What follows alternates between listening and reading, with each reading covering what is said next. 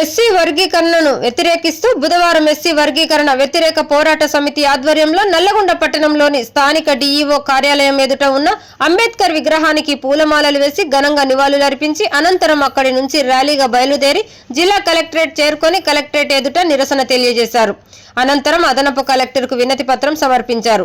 ఈ సందర్భంగా మాల మహానాడు జాతీయ అధ్యక్షుడు తాళ్లపల్లి రవి, అధికార ప్రతినిధి గోలి సైదులు మాట్లాడుతూ ఢిల్లీలో రామ్లీలా మైదానం వద్ద ఎంపీ చంద్రశేఖర్ ఆజాద్, కేంద్ర మంత్రి చిరాగ్ పాస్వాన్, బీఎస్పీ చీఫ్ బెహన్జీ, మాయావతులు వర్గీకరణకు వ్యతిరేకంగా క్రిమిలేయర్ కు వ్యతిరేకంగా వారు బహిరంగ సభ నిర్వహిస్తున్న సందర్భంగా దానికి మద్దతుగా ర్యాలీ చేపట్టి నిరసనలు తెలిపి కలెక్టర్కు వినతి పత్రం ఇవ్వడం జరిగిందని వారు తెలిపారు. సుప్రీంకోర్టు ఇచ్చిన వర్గీకరణ జడ్జిమెంట్ మనువాదుల జడ్జిమెంటు అని, పెరిగిన జనాభా దమాసా ప్రకారం ఎస్సీ రిజర్వేషన్ను 15% నుంచి 30% పెంచి ఎస్సీ కులగణన చేసి ప్రైవేటు రంగ సంస్థల్లో రిజర్వేషన్లు కల్పించాలని వారు కోరారు. ఎంపర్కల్ డేటా లేకుండా రాష్ట్రాలకు ఎస్సీ వర్గీకరణ చేసే అధికారం లేదని, సుప్రీంకోర్టు జడ్జిమెంటులోనే ఉందని, క్రిమిలేయర్నే సమస్యను తీసుకొచ్చి భవిష్యత్తులో రిజర్వేషన్లు ఎత్తివేయాలనే కుట్రలో భాగమే ఈ క్రిమిలేయర్ అని అన్నారు. దళితులకు మున్సిపాలిటీలలో సఫాయి కార్మికునిగా పనిచేస్తున్న వ్యక్తికి జాబ్ వస్తే 2 తరాల వరకు రిజర్వేషన్లు ఉండకుండా ఈ క్రిమిలేయర్ పనిచేస్తుందన్నారు. తెలంగాణ రాష్ట్రంలో మాలలు తక్కువ లేరని, మాలమాదిగలు సమానంగా ఉన్నారని, సుప్రీంకోర్టు జడ్జిమెంట్ వెనక్కి తీసుకునేంత వరకు మాలల పోరాటం ఆగదని అన్నారు. వర్గీకరణపై సుప్రీంకోర్టు ఇచ్చిన తీర్పును వెనక్కి తీసుకోవాలని, లేనిచో భారీ ఎత్తున ఉద్యమాలు చేపడతామని అన్నారు.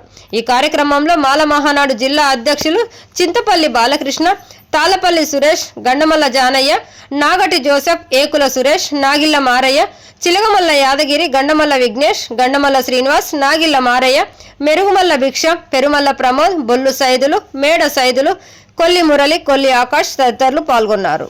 వర్గీకరణ వ్యతిరేక పోరాట సమితి కో కన్వీనర్గా కొనసాగుతా ఉన్నాం.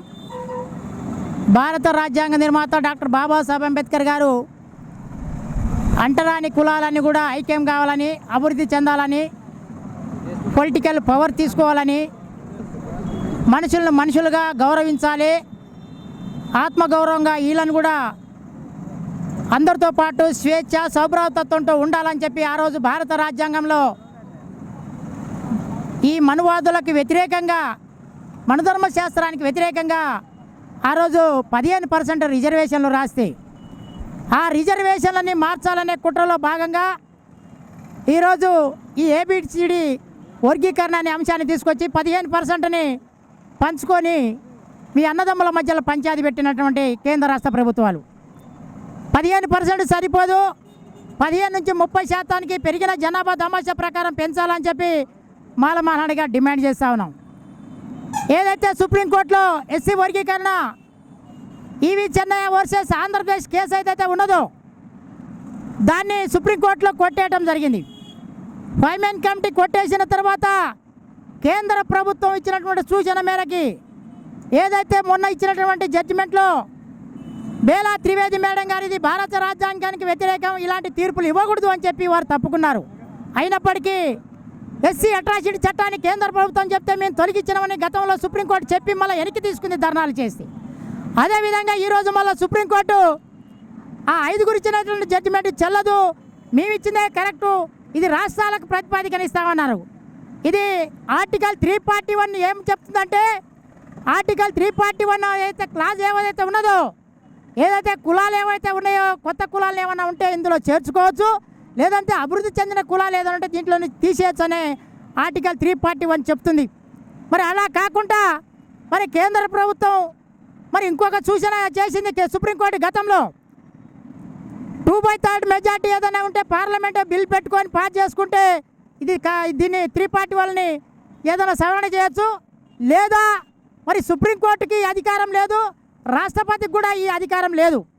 పార్లమెంటు ద్వారాగా రాష్ట్రపతి ఏదైనా అమెండ్మెంట్ చేస్తే వారు ఆమోదం తెలపాల్సిందే తప్ప ఇది సుప్రీంకోర్టు వల్ల అయ్యేది కాదు. కాబట్టి ఇది రాష్ట్రాలకు ప్రతిపాదికన ఇచ్చి పంపించడం జరిగింది. ఈ రాష్ట్రాలకు ఇచ్చిన దాంట్లో తెలంగాణ రాష్ట్రం ముందుగా ప్రకటన చేసింది. ఏమని చేసింది? మేము ఏదైతే ఈ సుప్రీంకోర్టు తీర్పుని మేము గౌరవిస్తూ మరి మేము ముందుగా మేమే అమెండ్మెంట్ తీసుకొచ్చి మరి ఉద్యోగ నోటిఫికేషన్లు కూడా ఆపి దాంట్లో ఏబిసిడి వర్గీకరణ చేస్తామని రేవంత్ రెడ్డి గారు అన్న తర్వాత మేము ముఖ్యమంత్రి గారు టైం తీసుకొని వారిని కలవడం జరిగింది. వారు మాకేమన్నారంటే ఆ యొక్క 556 పేజీల్లో నేను ఒక్క పేజీ కూడా చదవలేదు, మేము ఇది ఒకవేళ దానికి ఎట్లా అనుకూలంగా సబ్ కమిటీ వేసి దాన్ని తీసి పరిశీలన చేసి చేస్తామని చెప్పి దాని ఉద్దేశంతో నేను అన్న నా మాటను వక్రీకరించారు. నేను అట్లా అనలేదు.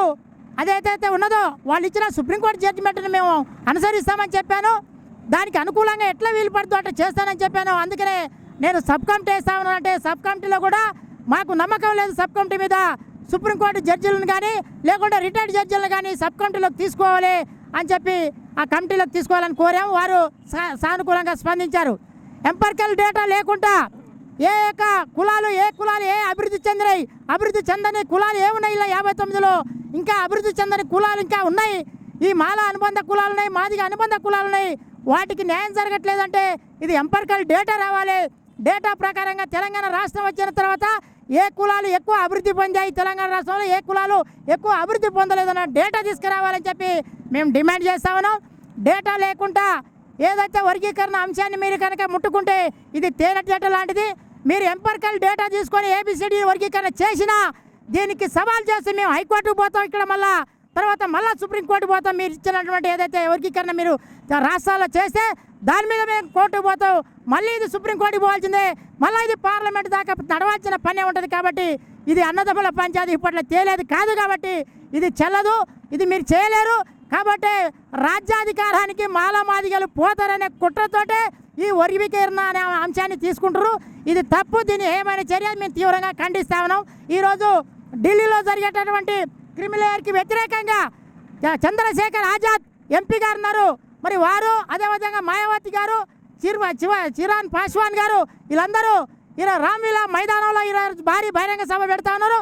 అందరూ కూడా బహిరంగ సభలో పాల్గొనడానికి 29 రాష్ట్రాల నుంచి భారీ ఎత్తున కథం దొక్కుతుంది. ఈరోజు వారికి అనుకూలంగానే ఈరోజు 2 తెలుగు రాష్ట్రాల్లో ఉన్నటువంటి మాలలందరూ కూడా ఈరోజు అంబేద్కర్ విగ్రహం నుండి కలెక్టర్ ఆఫీస్ దాకా ఒక వినతి పత్రాల ద్వారా ఇస్తానికి ఒక ర్యాలీగా బయలుదేరిపోతా ఉన్నాం. ముందుగా నల్గొండ జిల్లాలో ఈ కార్యక్రమాన్ని మొదలుపెట్టామని తెలియపరచుకుని ముగిస్తా ఉన్నాం. జై భీమ్.